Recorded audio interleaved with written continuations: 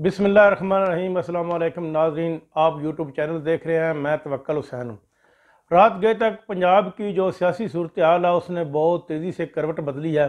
सबसे पहले तो गवर्नर पंजाब बलीगुर रहमान ने वज़ीर आला पंजाब को डी नोटिफाई कर दिया था रात गए तक, लेकिन सुबह जब उठते ही उन्होंने पाकिस्तान मुस्लिम लीग नून ने जो अदम एतमाद की तहरीक वज़ीर आला पंजाब के ख़िलाफ़ जमा कराई थी वो उन्होंने वापस ले ली और पाकिस्तान तहरीक इंसाफ ने इस केस को, जिसमें वज़ीर आला पंजाब को डी नोटिफाई किया गया था, उन्होंने सुप्रीम कोर्ट में दायर कर दिया है।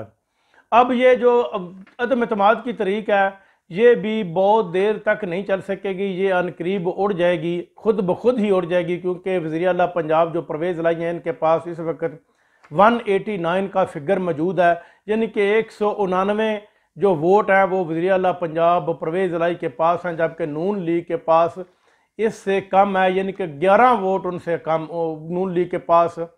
वज़ीर आला पंजाब जो मौजूदा वज़ीर आला पंजाब है काफ लीग का इससे कम है। इस तरह ये अदम एतमाद की तहरीक भी ख़त्म हो जाएगी। अब आ जाते हैं जो तहरीक इंसाफ ने केस दायर किया है सुप्रीम कोर्ट में। जब तक ये केस चलता रहेगा तब तक जो वज़ीर आला पंजाब हैं वो परवेज़ लाई काम करते रहेंगे, लेकिन जो ही फैसला आएगा, इससे पहले ये फैसला एक आ चुका है मंजूर भट्टू के ख़िलाफ़ कि जब तक पंजाब असम्बली का केस जारी हो चल रहा होगा, अपना सेशन चल रहा होगा, उस वक्त तक नया सेशन गवर्नर जो है वो नहीं तलब कर सकता।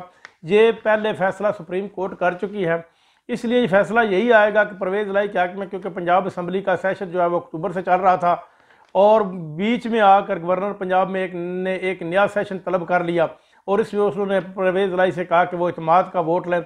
ये हो नहीं सकता, इसलिए ही परवेज़ लाई इस वक्त भी मौजूदा वज़ीर आला की पोजीशन पर बराजमा है और वो वज़ीर आला के फ़राइज़ जो है वो सर अंजाम दे रहे हैं।